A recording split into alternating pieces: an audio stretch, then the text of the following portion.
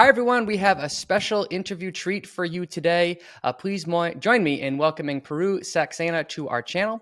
For those of you that don't know Puru has been investing for almost 25 years as a professional trader, as a wealth manager, and now as an individual investor. He's one of the smartest minds and most followed people on Twitter, and I have been following his thoughts for many years, and he is someone that has his finger on the pulse of what's happening with the market. So we're going to pick his brain to get his thoughts on where the market is now and where it could be heading next. Puru, thank you so much for joining us. My pleasure. Thanks for the kind introduction. Very much so. So I thought it would be helpful if you live in Hong Kong. And I live in the United States. I think it'd be fascinating to get your view on what you've seen happen in the macro over the last couple of years, over the last 3 years in particular. Well, we had the COVID crash, which was the crisis due to the pandemic. And then the central banks responded to that pandemic by injecting an insane amount of liquidity into the system. As you know, they unleashed QE all over the world. The Fed did a humongous amount of quantitative easing. They dropped rates to zero.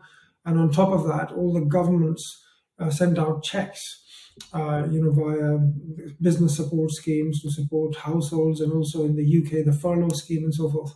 So you had a cocktail of fiscal and monetary stimulus at an unprecedented scale, which basically caused a massive cracker boom in the economy, and also a massive rally in risk assets, because as we've seen over the last 15 years, QE has a very positive impact on risk assets. And if you drop rates to zero and you print a lot of money and you basically expand your balance sheet and you buy treasuries and artificially suppress interest rates, then due to the discounting mechanism, the discounted cash flow mechanism, and also due to the monetary system, the discounted cash flows, or the net present value of the discounted cash flows, basically goes up a lot. So all the long duration assets benefit when interest rates go down. And we had an epic boom and a bubble in assets, housing, high yield debt, equities, cryptocurrencies, commodities, you name it. And then the Fed basically misread the situation, and they said, well, this is transitory. And they left the monetary policy extremely loose for a lot longer than they should have. And then they basically have been trying to play catch up since the start of this year. And that's why we are now seeing the reverse of the boom, which is the bust. So we are now, in my view, in the late phase of this bust. I think there's more pain ahead, especially after the presser from Jay Powell today for you. He's made it very clear that inflation is the enemy number one for the Fed, because they're worried about their own credibility now for having misread the situation so badly last year. The last thing they want to do now is to basically pivot prematurely and only to see inflation to go higher. That's going to really destroy and shred their remaining credibility. So they are hell-bent on bringing this inflation down, and they are willing to tolerate a recession. I mean, Jay Powell made it very clear today in his press conference that the bigger worry is inflation and not a recession, because they have the tools to combat a recession. They know that they can drop rates to zero again if need be, and again start QE if things get really bad. But what he doesn't want to do is to let inflation sort of permeate through the economy and the long-term inflationary expectations of the market participants become unhinged and stay elevated, because they don't have a playbook to sort that out. I mean, they know that if they don't deal with it now, they're going to have to deal with a much bigger mess down the road. That's why the Fed has said it very clearly today that they don't worry about a recession. The base case for them now is a recession, because a journalist asked today asked Powell whether he thinks that the path of a soft landing has narrowed. And he said, yes, the path of a soft landing has narrowed, because interest rates are very high. They have been jacked up at the fastest pace in decades. So this monetary tightening cycle has been extremely severe. And that's why we are seeing these massive dislocations in the asset markets now. And the Fed has made it very clear that they have to carry on. Interest rates at these levels, and the pace of hiking and also the quantitative tightening which is taking place right now at the same time is unprecedented, and more likely than not, it will result in a hard landing in 2023. And if that's the case, then they're willing to tolerate the recession. And he said that he wants the job market to weaken before they can even consider, pausing rate hikes and so forth. So I think for the next few months, the path of least resistance for risk assets is likely to be downwards, and there's going to be more pain ahead, unfortunately. Thank you for that succinct summary there. So you have convinced me more than anybody else to pay attention to the Fed. You have been on the Fed ever since I've been following you for about 3 years now. Now, I have come to respect the Fed much more in the last couple of years in direct response to people like you. How much do you pay attention to the Fed and the Federal Reserve during, I'm going to put quotes, normal times, like during the 2010s and the 2000s? Were you like paying this much attention to the Fed?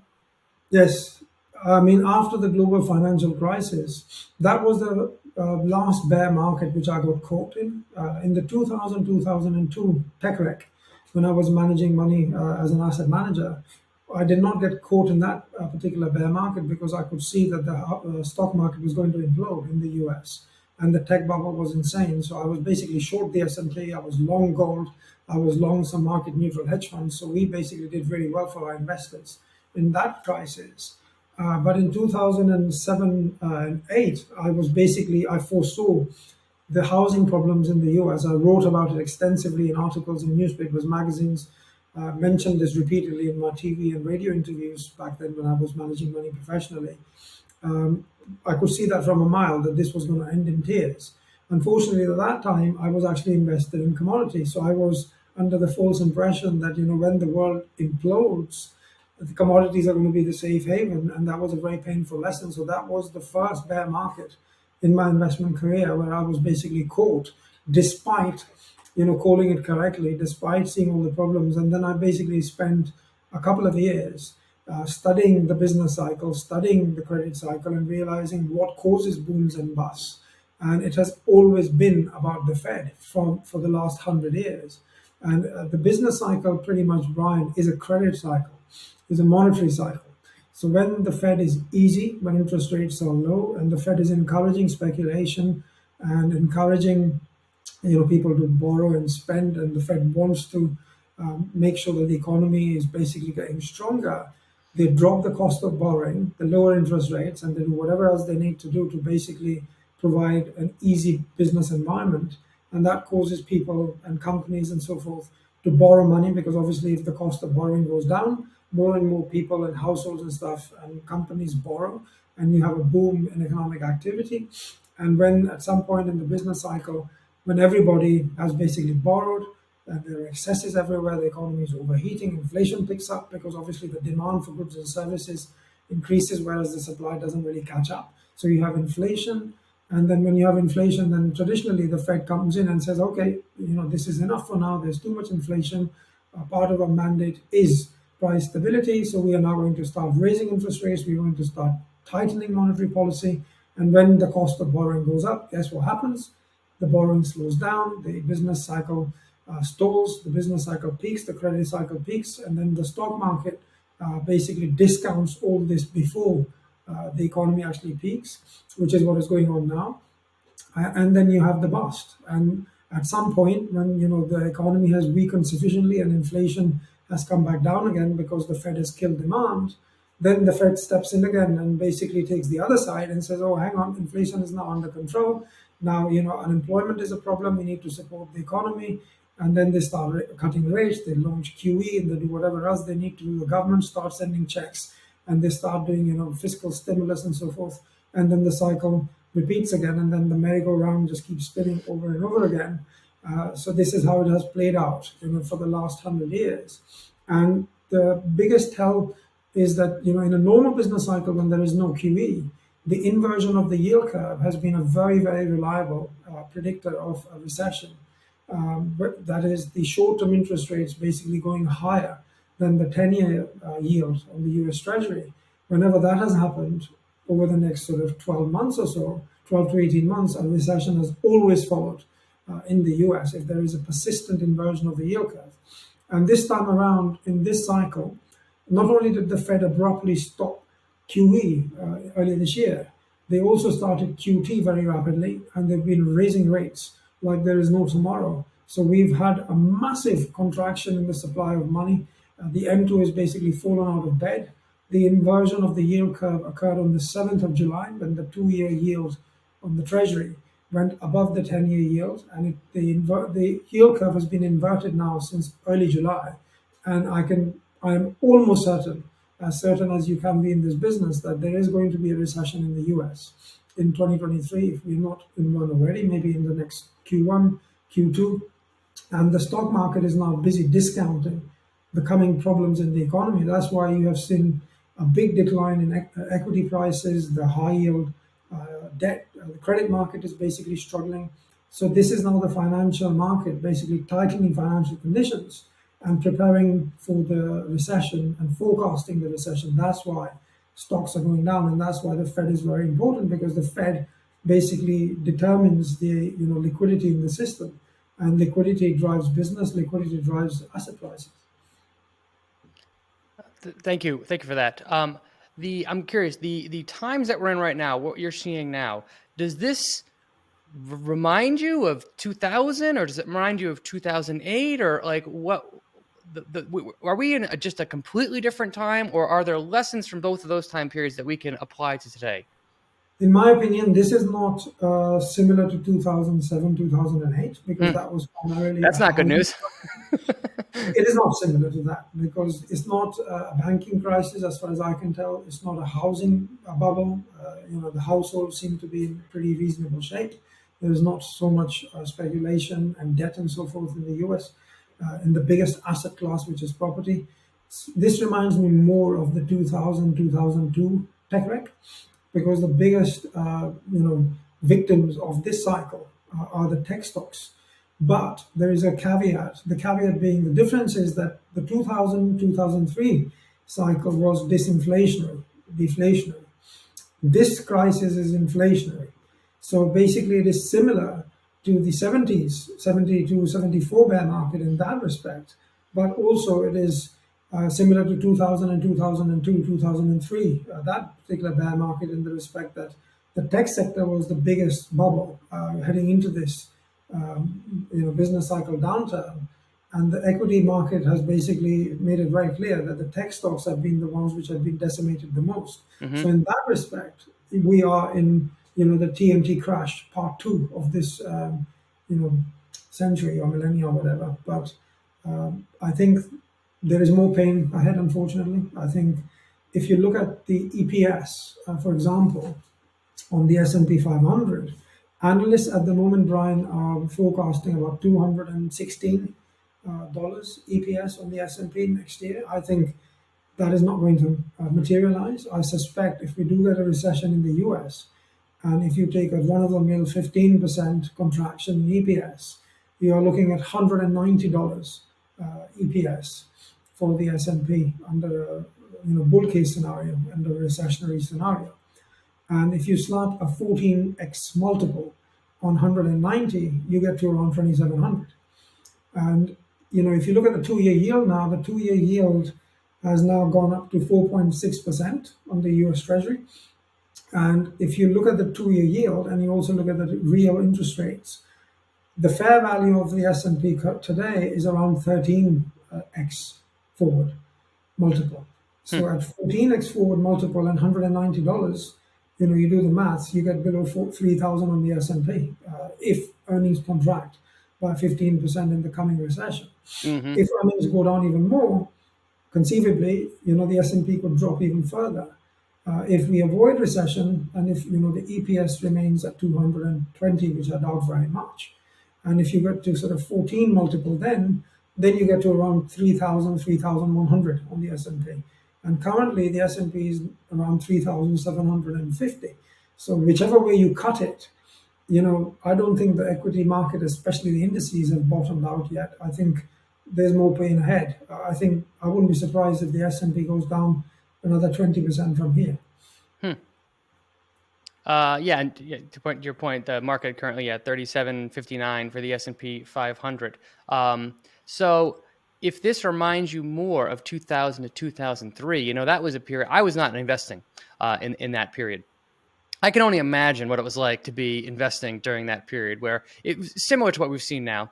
Implosions in values, and those valuations, especially in the high risk assets, were extreme in 2020 and 2021. That period took 3 years to suss out. Do you think we could be in for that long of a drawdown? Well, if you look at the high growth space, the tech space, if you look at the unprofitable tech basket, you look at ARK, Cathie Wood's Mm-hmm. popular ETF, that peaked in the beginning of 2021. So that bear market is already 2 years old. People don't realize that the unprofitable tech, by and large, has been in a downtrend in a bear market for almost 2 years. I mean, in January, 2 months from now, that'll be a 2 year bear market, which is pretty long. Mm-hmm. The rest of the stuff peaked in summer 2021. So we Mm-hmm. are about a year and a half into this bear market. The indices themselves, they peaked in November, 22nd of November last year. So we are now a year into that bear market for the indices. So in terms of duration, this bear market is getting pretty long. And I think we're going to go lower until the Fed pivots. Whether the Fed pivots in December or in Q1 is anybody's guess. But if you look at the history of prior bear markets, a 2.5 year bear market for the unprofitable tech is pretty long.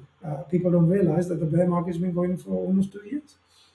That's an excellent point. So yes, the ARK fund, the RKK, peaked in February of 2021. So what, we're on month 20 of this right now, and it's basically been right now we're basically at a low from that time. Yeah. So I'm curious, what do you think of Cathie Wood and her style? Do you think that her style will win over the long term, or her style of investing will come back in favor? Well, I mean, I'm not going to sit here and slag off another investment professional. I mean, it's not the right thing for me to do. But I will say that, in early 2021, when it was obvious to me that this was a massive bubble, and I wrote about it, on Twitter saying that this is not going to end well. This is an incipient bubble. It was obvious, when something goes up 4x, 5x, 6x in a year, because of zero interest rates, the fundamentals surely haven't changed that much in a year, right? Revenues, cash flows, profits haven't gone up 6x. Mm-hmm. Obviously, there is another reason why you had this cracker boom, and that is liquidity. And for somebody as experienced as Cathie Wood to come on CNBC and Bloomberg and say repeatedly, oh, my investors are going to make 20% annualized. She said that in January 2021. And when I heard that, I almost fell out of my chair thinking, either she's clueless or she's deceiving her shareholders, because there's no way, 20% CAGR will materialize from this level over the next 5 years. I mean, that means her ETF would triple from the levels in January 2021. That was obvious to me that was not going to happen. And, over the following month, she's come on and said, well, every time the ETF has gone down, she said, well, now the CAGR has gone up to 20%, 50%. Mm-hmm. And, I think 6 months ago, she was saying, my shareholders are now going to generate a CAGR of 50%. So I basically did the maths and I posted it on my Twitter feed saying, the ETF would have to go up something like 10x, 15x over the next 5 years from current levels for investors to achieve the 50% CAGR that she had promised 6 months ago.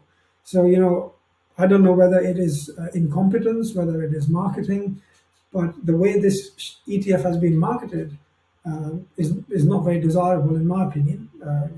I don't think investment professionals should go on TV and tell people that their shareholders will make 20%, 50% annualized, Mm-hmm. especially after a massive run up. And also, if you look at the stocks that she has in her portfolio, I mean, personally, I would not invest in those companies, because all you have to do is, you look at the forward estimates of the analysts' consensus, what the analysts are saying in terms of the future growth. And a lot of the stocks that she owns, they don't have a great future. So I would not personally be investing in her ETF or buying those shares for myself. But, everybody has their own opinion. Maybe I'm wrong. She's seeing something which I'm missing. But, Yeah, I mean, that's all I will say about Cathie Wood and her ETF. Now, and that's a interesting statement, because I know that you have a big chunk of your portfolio in growth stocks. You, in fact, tend to favor growth stocks, high growth stocks. You said something recently that I would love you to expound on. You basically, if I'm reading you right, there is a point in a company's growth phase when the rate of growth slows, which makes complete sense, right? As a company gets bigger, it's harder and harder to keep those growth rates up forever. And you want to sell, you want to get out of that company before the growth rate deteriorates significantly. Can you give us some rough guidelines about how you think about that? For sure. I mean, basically, the biggest losses occur, Brian, when a growth stock becomes a value stock. Mm-hmm.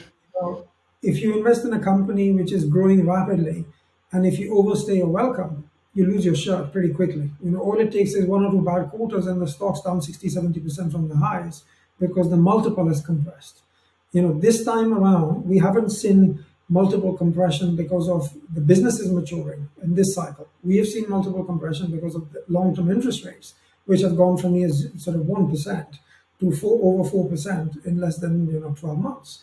So that's why we've seen a significant compression in multiples across the board in long duration assets because the way discounting works. But if you invest in a high growth business, which is growing at say 30% revenue for years and years and years, and if you basically believe in never sell, and you say, well, I'm just going to be a shareholder until this company goes into the ground, because ultimately all companies, become mature and then obsolete eventually. So I don't really understand this never sell concept. I think, if you invest in high growth companies, then I think the prudent thing to do is to get out when those companies are no longer rapidly, growing rapidly. If they become mature companies, and before the market catches on, you have to get out. That's why I keep an eye on the future estimates, growth estimates 3-4 years out from the analysts to see what those analysts are saying about these companies, what the management is saying, how big is the business, how much of their TAM have they already captured, what is the competition like. So you don't want to be in a high growth stock with a high multiple when it's growing at 50%, and if 3 or 4 years down the road, the growth rate goes down to 10%, and then the multiple comes down by 60%. You're going to lose a lot of the money that you actually made. So, that's some of the things I look at. And generally speaking, I don't like to invest in any company which is not growing at least 20% per annum in a normal macro environment. So outside of a recession, if any of my companies, if the revenue growth rate falls under 20%, that for me is a hard line. I just chop it immediately. Generally speaking, I chop the company even before it sort of touches that sort of threshold. So when I see, that the growth rate's gone down from 40%, and the analysts are saying that over the next couple of years, the growth rate is going to come down to 18, 19%, I get out because I don't want to be holding the bag when the multiple compression takes place. So I think, long-term investing works as long as the businesses are compounding rapidly. It doesn't work when you are, investing in high growth companies and then suddenly those high growth companies become value stocks and they go down 60% because of multiple compression. So, and when you're talking about growth rate here, in this particular case, you're talking about revenue growth, just to be clear. Correct. Okay. Correct. And when you're focused on the revenue growth, do you, I understand what you're saying. So you look out three years, analyst estimates, and you look for some kind of step change in the growth rate. And if it dips below 20%, that's kind of where you really say, okay, this is at high risk of becoming a value stock, going from trading on a multiple to trading at a value. And when that happens, there's severe trauma to the stock price. Let me ask this. That's obviously looking at revenue. The numbers below revenue matter, right? Of Gross course. margin, operating profit, free cash flow, all that kind of stuff. How does that factor into the equation? Well, I look at the profitability of the company, and the companies that I invest in, they don't necessarily have to be profitable as long as the management is taking those cash flows and investing in the growth of the business, and they're trying to capture as much of the market and customers as they possibly can, as long as the margins are trending in the right direction, i.e. the operating loss, the margin is trending towards profitability, the company is becoming either is already free cash flow positive or heading in that direction. Those are the sort of things I look at. I don't necessarily want my businesses to be profitable on day one because that's when you miss out on some of the biggest winners. But what I don't want to see is, the operating loss margin, the free cash flow negativity going in the other direction, because that shows to me that this business is not really scalable. Despite capturing customers and growing the top line, if the losses are exploding as a percentage of revenue and cash flows are becoming more and more negative, that is usually a big telltale sign. So I try and look for the trends of these key metrics in the right direction, and as long as this is the case, then I hold on. Now, that makes sense. So you want to see, I've heard that described as rapidly improving financial situation, right? It doesn't, the absolute level you're starting at isn't important as the fact that they are rapidly trending in the direction that you want them, want them to be. That makes total sense. Can you give us any more insights into your general investing philosophy and your general investing strategy? Well, in terms of businesses, Brian, I look at rapidly growing innovative companies in those businesses or industries which are generally sticky. Where customers, once they are basically in the mousetrap, they tend to stay. So that rules out pretty much a lot of companies. If I don't see a sticky relationship with customers, whether it's B2C or B2B, I generally stay away, because I've learned over the years that if the customers are not sticky and there is a big leakage in the number of customers, sooner or later the business runs out of customers. It's simple maths. Whereas if you invest in businesses where the customers tend to stay, then it's a lot easier for the company to have a good solid base, a good foundation of recurring revenues, cash flows and stuff, and then the company can spend more money on sales and marketing to try and capture more customers. So I look at companies which are pretty sticky, like software businesses, payments companies. They are very sticky. E-commerce companies tend to be pretty sticky if there are additional services and stuff involved. Having said that, I have invested recently in EVs. I've invested in Rivian, and also I've picked up some shares of Tesla on this pullback. These companies are not necessarily sticky, but they are innovative, and Tesla is the clear market leader. I should have done this after the IPO came out. I almost did. And then for years I said, oh, I've missed the boat, but I've just looked at the numbers. Free cash flow positive, 15% free cash flow margin, 50% revenue growth, and a long runway, and EV adoption is still just in its infancy. So I think Tesla is going to grow rapidly over the next 10 years.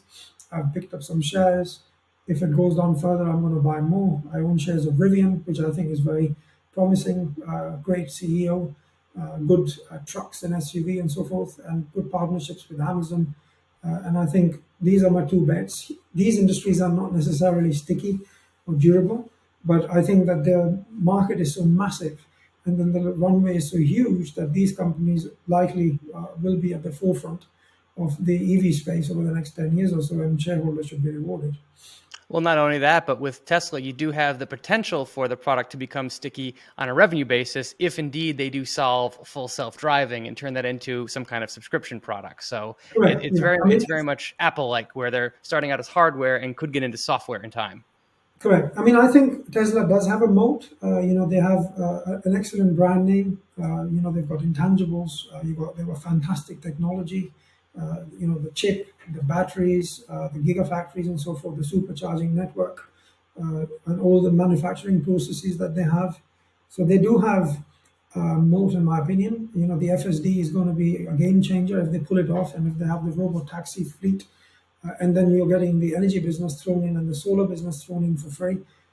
Plus you have, a visionary leader who hasn't been, the most well-behaved at times, but, who cares if the guy, is a genius and he's doing the things which is required and, which are required, and he's executing. I'm not here to judge someone's personality type. So I think, Tesla's got a good future. But generally, autos are a pretty difficult industry, Brian, as you know. High capex, low margins, cyclicality. But if you look at Tesla, the gross margins are touching almost 30%, and the profitability is off the charts when you compare it to the other OEMs. And they don't have any dealers, they don't have any brand marketing, no advertising, nothing. All the business is done through Twitter and through word of mouth. So they do have some inherent advantages in their business, which I think which basically position Tesla pretty well over the next 8 to 10 years. And I wouldn't be surprised if Tesla actually ends up becoming the world's biggest company within the next 10 years or so. I wouldn't be surprised if the market cap grows 5 or 6x from here over the next 10 years. So that would be a nice 20% annualized return for Tesla shareholders if that comes off, and I think it will. That's why I've invested in Tesla. But coming back to your question, I try and stay away from low margin cyclical businesses, having learned painful lessons over the years. I don't invest in commodities or energy or natural gas and stuff, so forth, because those companies are not price setters, they're price takers. Hmm. They have absolutely no control over their own destiny. They rely on macro factors, they rely on external factors to drive their own profitability and so forth. If you're an ExxonMobil or a Chevron, if the demand of oil is basically less than supply, it doesn't matter whether you're Exxon or Chevron, you're going to lose money. Your revenue is going to go down, your profits are going to go down. And this is not necessarily the case with software companies or companies which have a secret sauce or some sort of proprietary technology which enables them to, have set their own price. And they don't compete on price, they compete on their offering. And that's the difference. So I try and stay away from highly competitive, low margin, price taker type businesses, and I invest in companies where there is a durable competitive advantage, where margins are high, there's a sticky customer base, and the companies have the ability to maintain their prices through the entire business cycle. Those are the sorts of companies which actually interest me. It sounds like we've both learned that lesson the hard way. I've also lost plenty of money by buying not price takers, not price makers, and I call that a company that's reliant on an outside force. Correct. They're reliant on, not only do they have to be excellent operators, they need luck too. So Correct. that's a situation that I want nothing to do with. Exactly. Yeah. Could we switch to FAANG Mhm. for a second? We've seen FAANG, the generals, as you've called them. Those companies have recently been weak. They held up remarkably well up until recently. But I'm curious. So those companies, to me, are now at the size that their growth rates have slowed substantially. Facebook just posted a negative revenue growth rate year over year. Are those companies that would ever interest you, or are they just past their prime and you're interested in the next group of FAANG stocks? I mean, I wouldn't invest in them personally because they're just so big and they don't really fit in my style of investing, which is Mm-hmm. what I want to capture is the S curve, the hockey stick Mm-hmm. style growth. They're past that already. I mean, they've been running for 20 years, 15, 20 years. Amazon's been running for 25 years. Google has been running since 2004, 2005. Uh, Facebook came along 10 years ago as a public stock, a public listed company.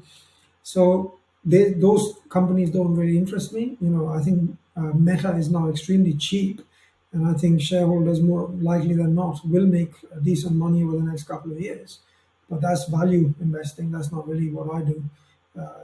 Because the problem is once Meta gets to fair value in 12 months or 18 months or 24 months, then you've got to take your profits and look for the next undervalued thing. And that's a lot harder game, in my opinion, than investing in an early stage compounder, which is likely to compound at a brisk pace for the next 5, 7 years. So coming back to your question, I think these stocks will recover. Meta, Google. I mean, Meta is just very reasonably valued at the moment. Google seems to be pretty reasonably valued also. It's trading at one peg based on 2023 EPS estimates. Amazon also is pretty reasonably valued. And I think shareholders will, probably generate a market-beating return if they buy shares today. But I'm interested in the younger crop, which are going to basically be the FANGs of the future. Can we shift a little bit? You said before that you pay attention very much to the Fed.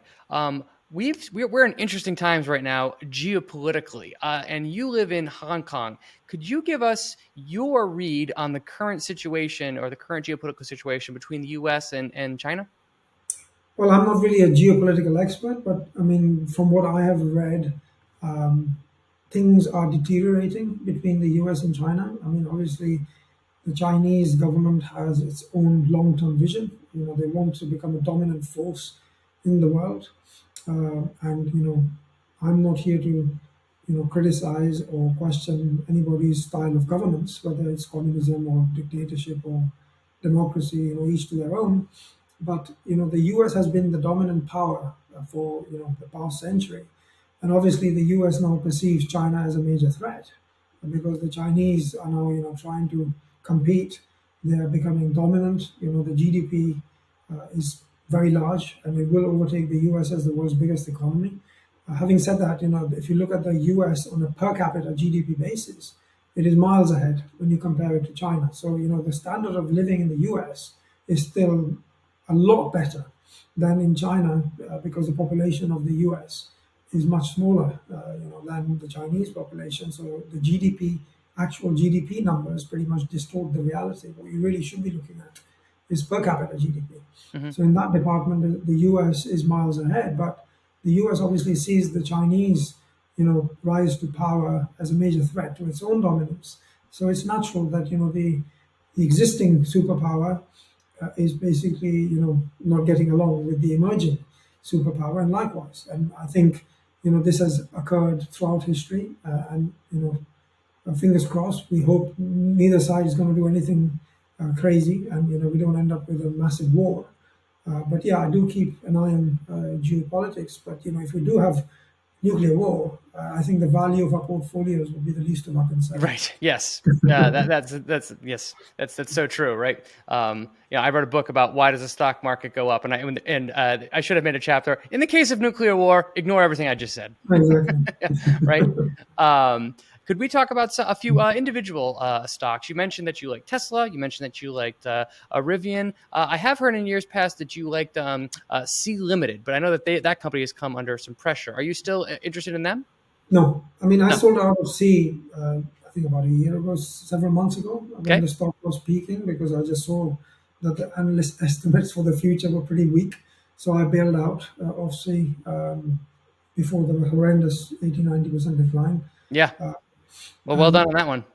Yeah, I mean, I've dodged a few bullets just because I look at the future estimates. I mean, Roku, I sold out of, also, and a couple of others I can't remember. Livongo, the Teladoc merger, when that happened, I sold out. So over the years, I've become pretty good at avoiding, bullets, just by keeping an eye out on the future. But I think, so, I mean, some things you just can't avoid.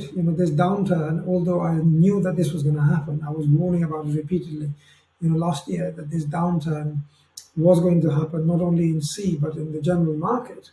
I didn't actually pay attention to my own advice.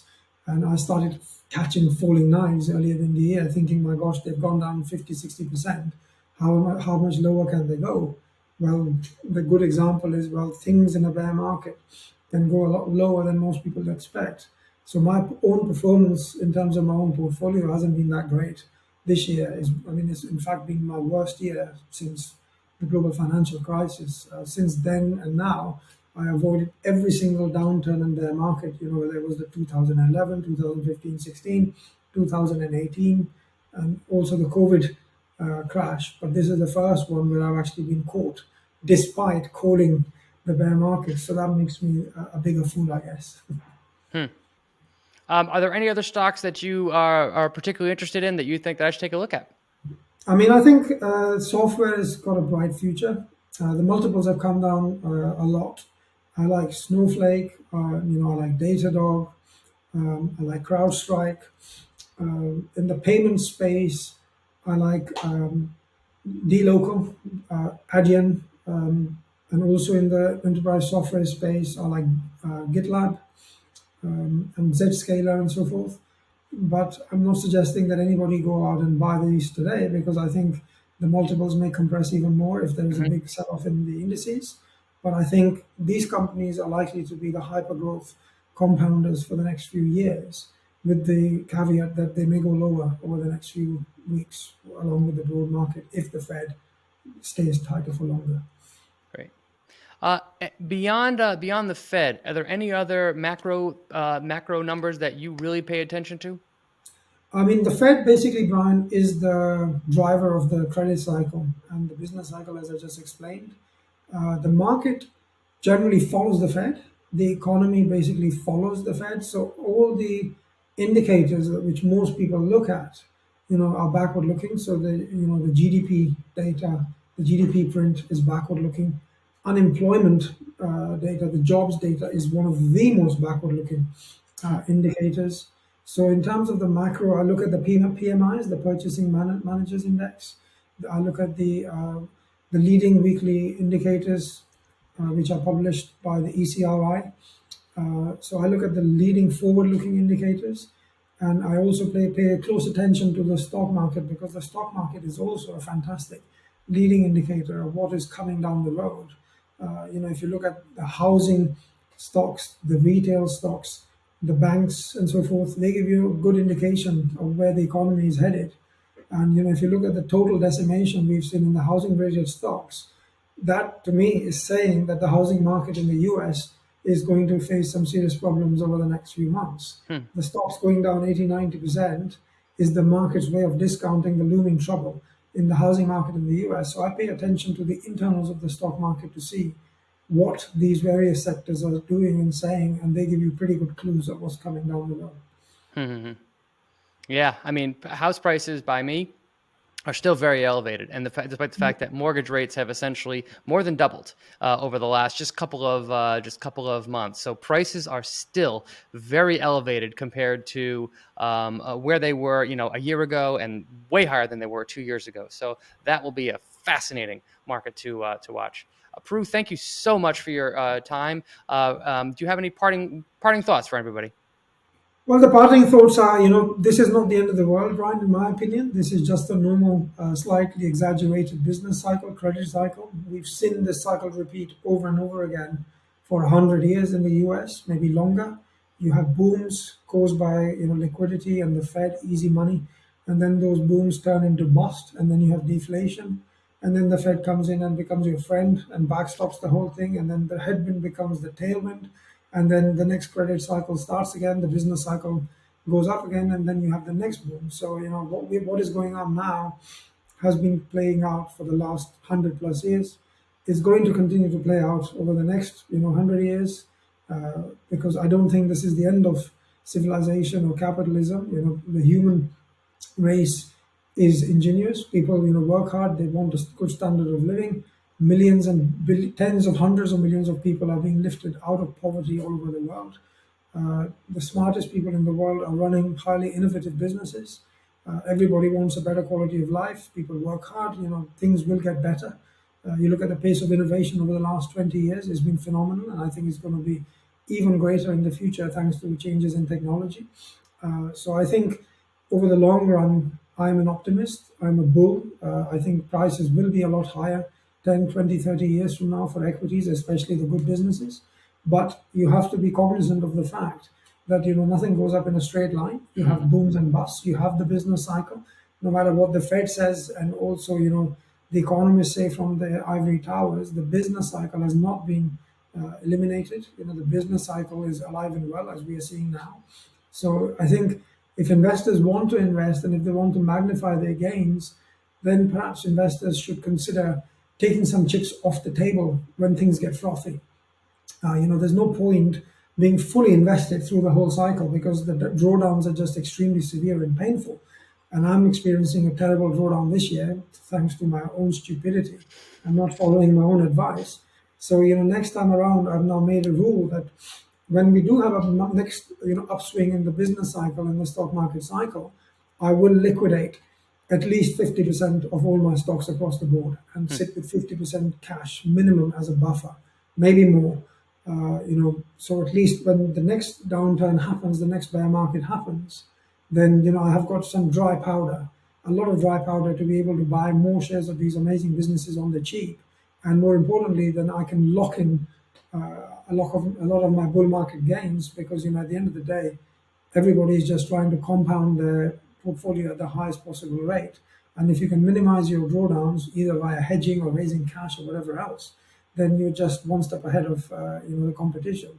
So I think if you want to play the long game and just go fully invested up and down, I mean that's a personal choice. But personally, I'd never ever want to live through this experience again in my lifetime. I've learned my lesson. This is the second bear market I've been quoting in my 25-year experience, and this will be the last. Awesome. Well, thank you so much, Puru, for your time. If you're watching this, I highly, highly recommend following Puru on Twitter. He is highly active with sharing his updated thoughts, and the macro environment is changing very, very quickly. Puru is an excellent follow, excellent teacher, and very transparent with what he does. So, Puru, thank you so much for joining us today. Thank you very much, Brian. Thank you very much.